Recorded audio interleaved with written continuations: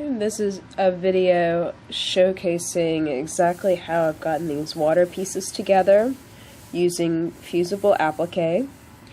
And as you can see, the pattern for my quilt is laying underneath this piece of blue fabric. And really I realized after I got started that it could be any color fabric, but I really wanted to have something at least similar in color to the water, so that way it wouldn't show through if I ever had any potential gaps. And a really important thing is to make sure that the fabric is see-through enough that you can see the pattern below it, so that way you can use it for positioning ever so slightly. And so this technique is Fusible Applique, and I already pretty much knew how to do it, but to kind of brush up on what I knew, I have been using this book. This is a really good book by Robbie Joy Elkrow called Free Expression: The Art and Confessions of a Contemporary Quilter. And I have thoroughly enjoyed this book. It is full of really interesting knowledge and inspiration from a very wonderful quilter. And I'm just going to describe how I'm kind of putting this together. But I do definitely recommend that book if you're wanting to get into more free-form piecing and applique and being able to do shapes like this, which really don't work in a traditional piecing method. This is the original piece that I tried with all these little pieces, piecing them together, and as you can see, I didn't get very far. And the second row, I fought with this row right here, and I had a very hard time getting these pieces to match up. And then the second row, it was just not going to work. It was just not coming together. And that's why I decided on Fusible Applique. And so real basically, I have the master pattern, and that is secured to a large pressing surface. And the pressing surface was created using Sharon Chambers directions. I do a little differently in that I don't use any of the spray basting when I put mine together. Instead, I use heat and bond, the thicker, heavy-duty heat and bond, to put my layers of the table together. But it's a big pressing surface, and it was built specifically for this quilt, so that way the whole quilt would be on one large surface. And I really do recommend this. It really does make a very big difference if you have a big enough surface to work on. And then you do need to flip your pattern over and create your fusible web, and this is Wonder Under.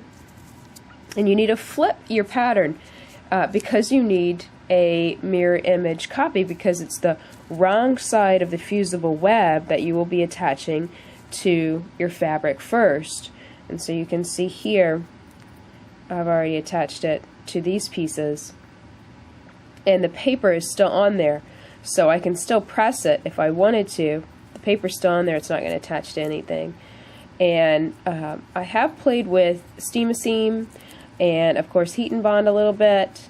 I will have to say that playing with Wonder Under this time, I really like it. It's very thin and lightweight, and I don't think I'm going to have very much trouble quilting it heavily when I get to the quilting part. So what I did was, I had this whole thing sketched out on Wonder Under, on the back of Wonder Under, and then I made sure that I labeled everything because it needs to be numbered. And so it's numbered with both the number, the direction that the fabric should go in, and then I did a very simplistic form of kind of color coding the blocks, in that I just chose kind of a general area of what I wanted light, labeled that L for light. I labeled a general area where I wanted it to be medium blues, and I labeled those with an M. And then everywhere I wanted a really dark fabric, I just labeled that with a D for dark. Very simple. Very simple. And so I knew I wanted to work in these rows, going this way. And so basically I cut the Wonder Under up into these strips of blocks, and then would cut the strips apart to create one whole row. And I really did work row by row. I didn't get ahead of myself or anything, because I'm very picky. I want this to line up perfectly. You can see how all the lines continue this way and the lines continue this way pretty perfectly. I can get a little anal about this kind of thing, but I've seen a lot of fusible applique, and sometimes it can just start looking really messy, and I really didn't want that. I want this to look almost as though it's been pieced. You know, I want it to have that really crisp look, and I did not want it to have any, you know, frayed edges or anything, so I was very, very careful in how I cut this out and how I put it together. And so I have this whole line right here ready to go, and I'm just going to start peeling the backs of the paper off of these pieces. And I need to set down my video camera because I can't do this one-handed. And so I just flip this over and very lightly pull that up. And I just cut my fingernails, so I don't have any nails to speak of right now, but you can still get that off. If you have trouble, you can always use a little pen to pull that up. And then sometimes it's occasionally kind of hard to see, and sometimes it's kind of hard, you know, it's easy to forget, okay, where's the edges of this piece, because I have some seam allowance that I've kind of added to the piece. So I just kind of just bent that over ever so slightly, so I have kind of a line where I know that's the edge of the piece. Line that up with where I see is the edge of that piece right there on the master, and just kind of set it there and make sure that I have that lined up both with this edge, so it's a nice continuous line, and with this edge coming down. And I'm going to hit this very lightly with the iron. Let's see, it shifted a little bit on me. The nice thing about Wonder Under is that it allows your fabric to be repositioned if you don't hit it too hard.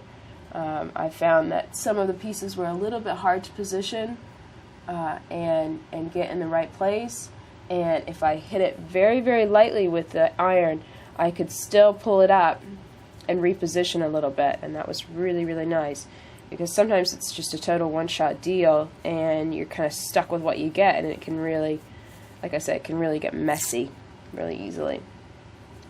So here's the next piece, and after the first piece is lined up, it's really easy to get the rest of the pieces on, simply because there's a little bit of warmth right there, and that kind of makes the glue on the Wonder Under start to stick. And I just kind of set that one down, and I do about, use the iron about every 3 blocks or so, and just get them lined up in kind of, sections, so that way, if something gets wildly off, I can very quickly fix that. And I got this little thread tail right there. I'm going to clip that off. There we go.